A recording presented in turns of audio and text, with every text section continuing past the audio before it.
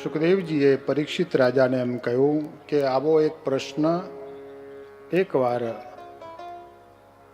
વિદુરજીએ મૈત્રીયજીને કર્યો હતો અને મૈત્રીયજીએ એના જવાબમાં જે કથા કહી છે એ કથા હું તને સંભળાવું છું. ભગવાન સ્વયં આ જગતના નિયંતા છે. ભગવાને આ સૃષ્ટિની રચના કરી છે. પરબ્રહ્મ પરમાત્મા જ્યારે શેષ શૈયા ઉપર પોઢ્યા હતા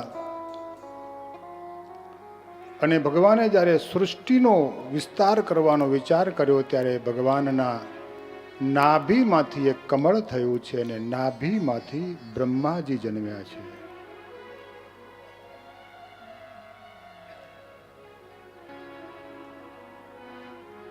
માણસના શરીરમાં કોઈ વિશેષ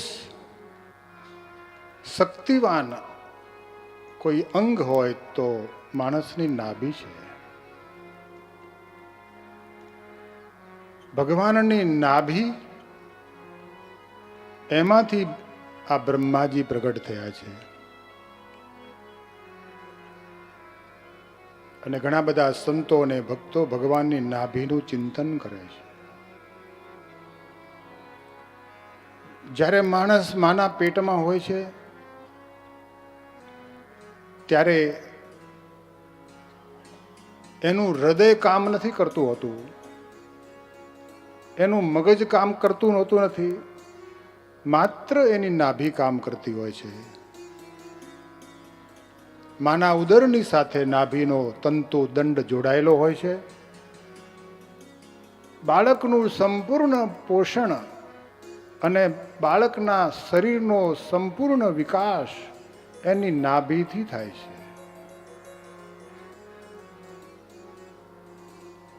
માનસ મગજ અને હૃદય એ તો પછી ધબકતા થયા છે. બાળક જ્યારે માના પેટમાં હોય ત્યારે હૃદય ધબકતું નથી હોતું. બરાબર ને શાસ્ત્રી?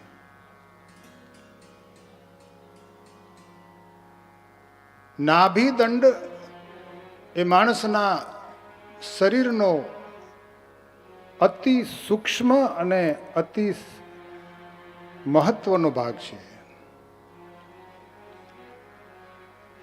જ્યારે માણસ દિવસે કે રાત્રે સૂઈ જાય છે ત્યારે જ્યારે નિંદ્રામાં જતો રહે ત્યારે એની નાભી કામ કરતી હોય છે. રાતના સમયે સૂતેલો માણસને હૃદય ઉપર કોઈ પ્રેશર નથી આવતું, માત્ર નાભી ઉપર પ્રેશર આવે છે અને નાભીથી જ શ્વાસ લે છે. તમે જોજો પેટ આખું મોટું નગારા જેવું પેટ થાય છે એ પ્રમાણે ઊંચું નીચું થાય.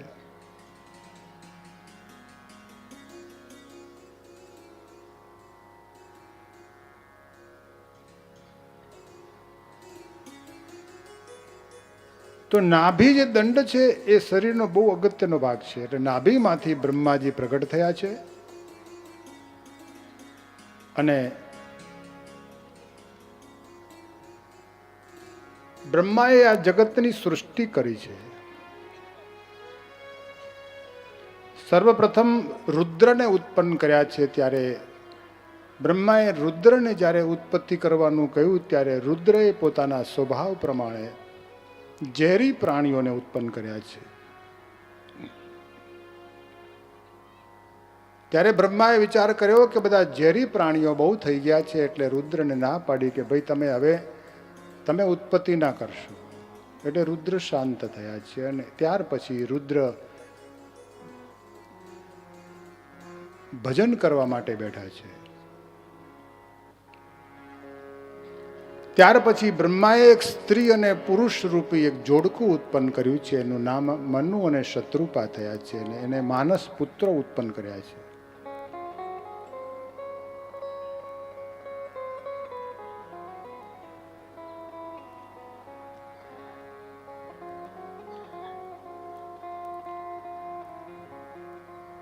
એક સ્ત્રી અને એક પુરુષ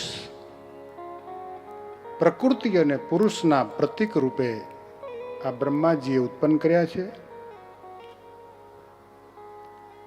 અને આ માણસનું શરીર, એમાં એને ઇન્દ્રિયો, અંતઃકરણ અને આ સર્વનું એમને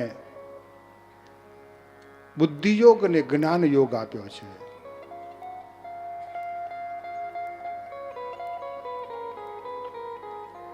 પધારો લાખાભાઈ.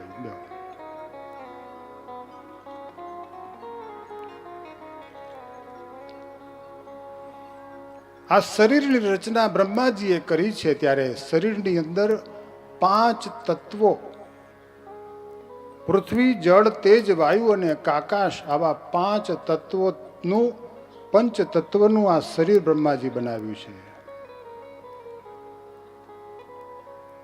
અને આ 5 તત્વના 5 માલિક દેવ છે.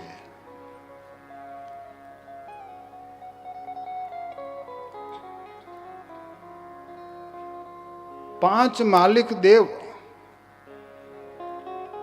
આ 5 તત્વોનું રક્ષણ કરે છે અને પોષણ કરે છે.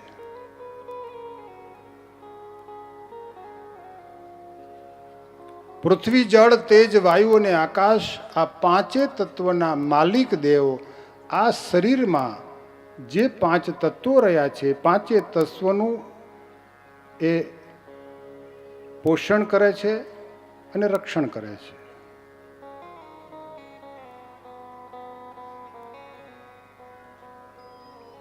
ભગવાન વેદવ્યાસજીએ લખ્યું છે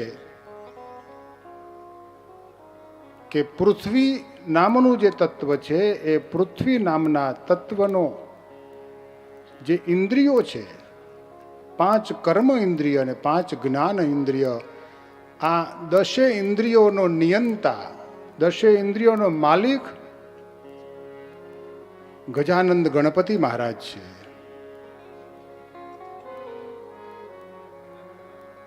પૃથ્વી તત્વનો માલિક ગણપતિ દેવ છે, વિઘ્ન વિનાયક દેવ છે.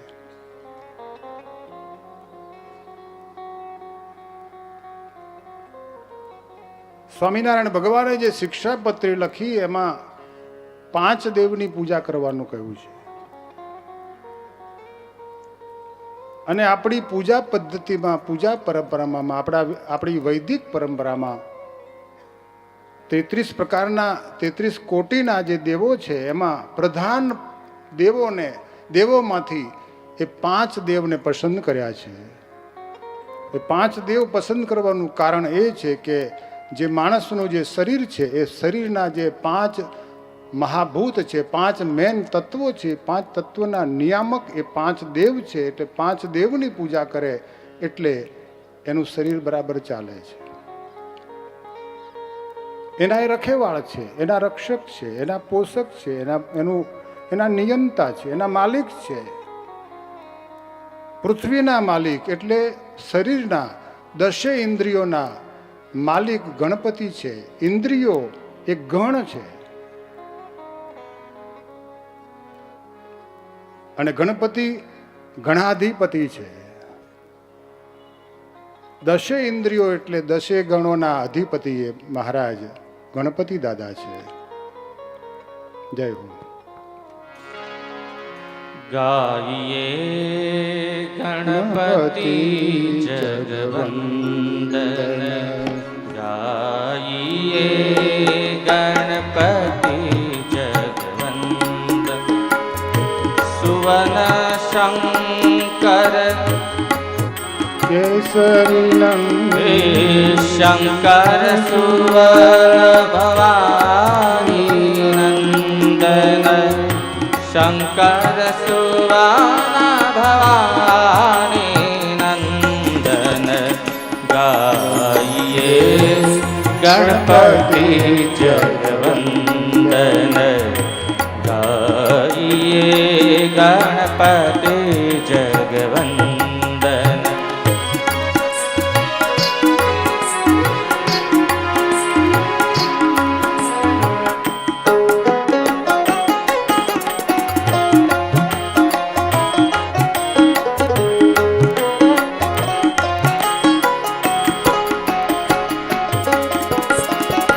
सिद्धि सदन गजवदन विनायक,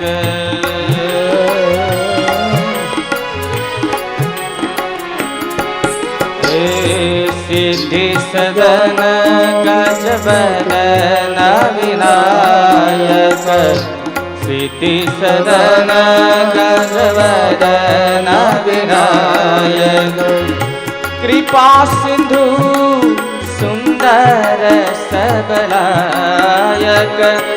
કૃપા સિંધુ સુંદર સબલાયક ગાઈએ ગણપતિ જગવંદન ગાઈએ ગણપતિ જગવંદન. પાંચ કર્મ ઇન્દ્રિય, પાંચ જ્ઞાન ઇન્દ્રિય એના માલિક ગણપતિ દાદા છે. એટલે જેને પોતાની પાંચ ઇન્દ્રિયો કર્મ ઇન્દ્રિય, પાંચ કર્મ ઇન્દ્રિયોને પવિત્ર રાખવી હોય, શુદ્ધ રાખવી હોય, એને ગણપતિજીની પૂજા કરવી. ત્યાર પછી બીજું તત્વ આવે છે તેજ તત્વ.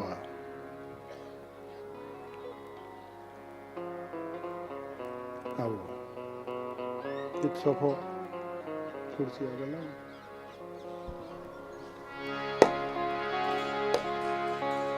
સ્વામી નારાયણ સ્વામી નારાયણ સ્વામી નારાયણ સ્વામી નારાયણ સ્વામી નારાયણ સ્વામી નારાયણ સ્વામી નારાયણ સ્વામી નારાયણ સ્વામી નારાયણ સ્વામી નારાયણ.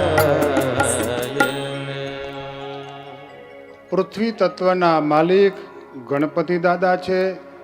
તેજ તત્વના માલિક સૂર્યદેવ છે. આ શરીરમાં પૃથ્વી તત્વ એનો પણ બહુ હિસ્સો છે અને તેજ તત્વનો પણ હિસ્સો છે.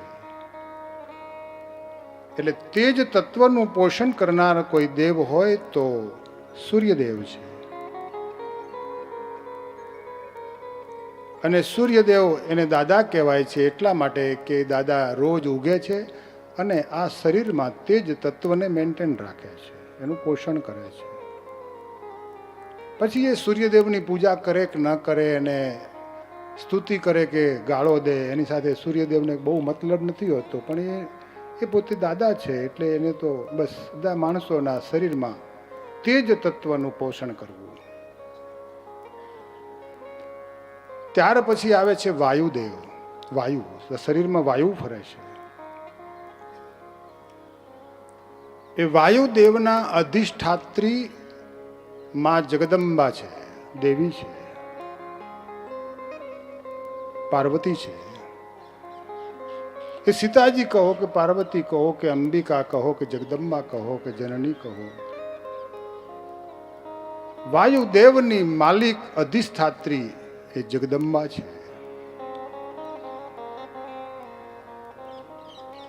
એ માતાજી નારાજ થાય એટલે વાયુ આગુ પાછો થઈ જાય શરીરમાં. પછી ડૉક્ટરને બતાવવો જાય ને તમારે કે વાયુ ઓછો થઈ ગયો છે અથવા વાયુનો પ્રકોપ થઈ ગયો છે. આ બધું નિયંત્રણ હોય છે અને નિયંત્રણના અધિષ્ઠાતા જે નિયંતા હોય એ દેવ કરતા હોય છે. ત્યાર પછી આકાશ તત્વ આવે છે. તો આકાશ તત્વના નિયંતા છે ભગવાન વિષ્ણુ. ભગવાન નારાયણ આકાશ તત્વને નિયંત્રણ રાખે છે. વિષ્ણુ તત્વ એ તટસ્થ તત્વ કહેવાય છે. એટલે કે આકાશ તત્વ દરેકની અંદર હોય છે. વાયુની અંદર આકાશ હોય છે, પૃથ્વીમાં આકાશ હોય છે, તેજમય આકાશ હોય છે અને જળમય આકાશ હોય છે.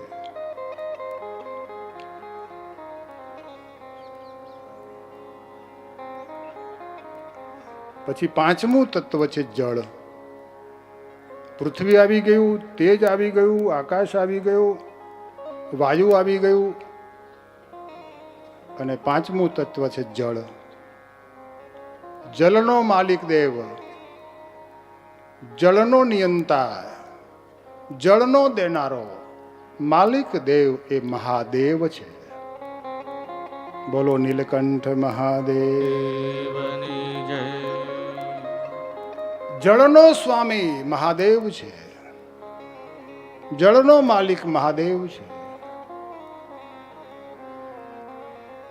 જળનું દાન કરનાર, જળનો દેનારો એ મહાદેવ છે. મહાદેવ એટલે કહેવાય છે કે આ શરીરમાં જે તત્વો છે એમાં 72% શરીરમાં પાણી છે, બાકીના 28%માં બાકીના 4 દેવ છે અને 72%માં આ મહાદેવ બેઠો છે.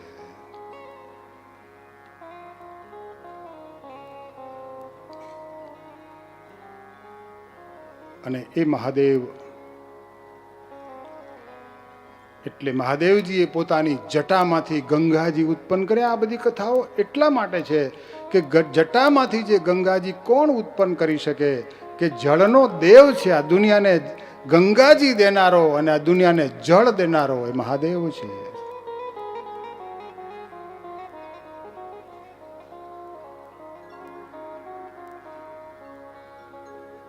જળનો માલિક મહાદેવ છે.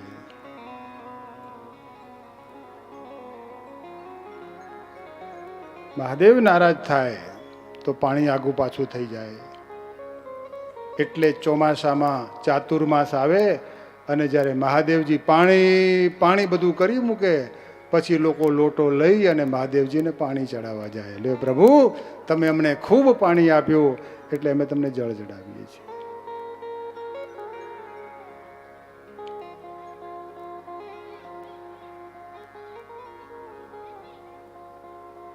એટલે ભગવાન મહાદેવજીને જળથી અભિષેક કરવામાં આવે છે.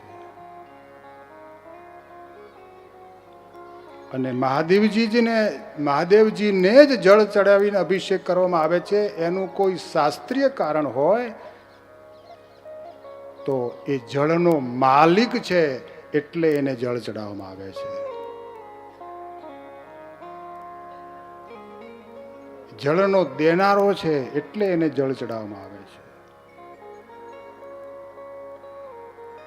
અને જે વ્યક્તિ મહાદેવજીને જળથી અભિષેક કરે છે એના શરીરમાં જે જળ તત્વ રહ્યું છે એ જળ તત્વનું પોષણ થાય છે.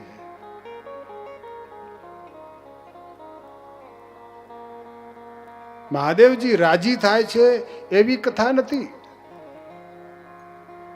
પરંતુ આપણા શરીરમાં જે પાણીનો પ્રવાહ 72% ભાગ જે વહી રહ્યો છે, પાણીનો ભાગ એ તંદુરસ્તીને આપતો જાય. એટલે એ પાણી, એ જળ મહાદેવજીને ચડાવવાથી જળ તત્વ જાગૃત થાય છે. પાણી તો હોય છે પણ જળ તત્વને જાગૃત કરનાર એ મહાદેવ છે.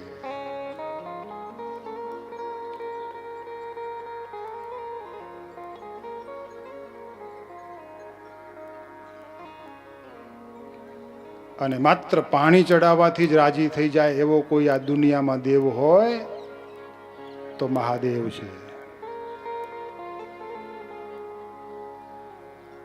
બીજા કોઈ દેવને પાણી ચડાવવું હોય તો તમારે પંચોપચાર કે ષોડશોપચારની પૂજા કરવી પડે. અને ષોડશોપચારના પૂજાના વચમાં જે અભિષેક આવતો હોય એ અભિષેક થાય.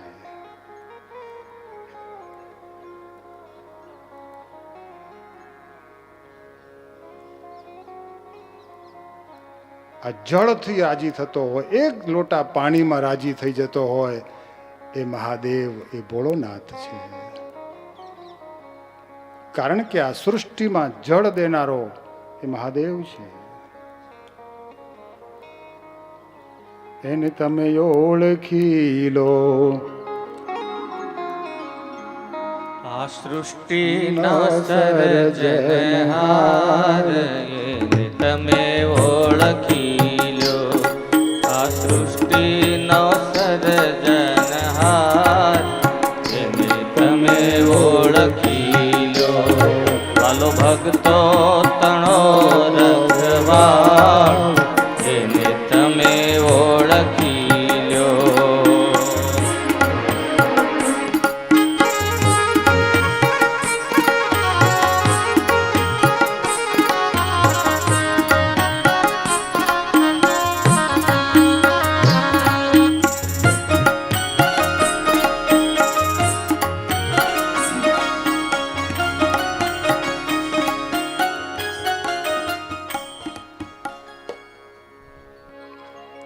એટલે સ્વામિનારાયણ ભગવાને શિક્ષાપત્રી લખી અને એમાં બહુ જ સ્પષ્ટ લખ્યું છે કે અમારા આશ્રિત સમસ્ત ભક્તોએ આ 5 દેવની પૂજા કરવી અને જેના જે ઉપચાર હોય એ રીતે સેવા કરવી.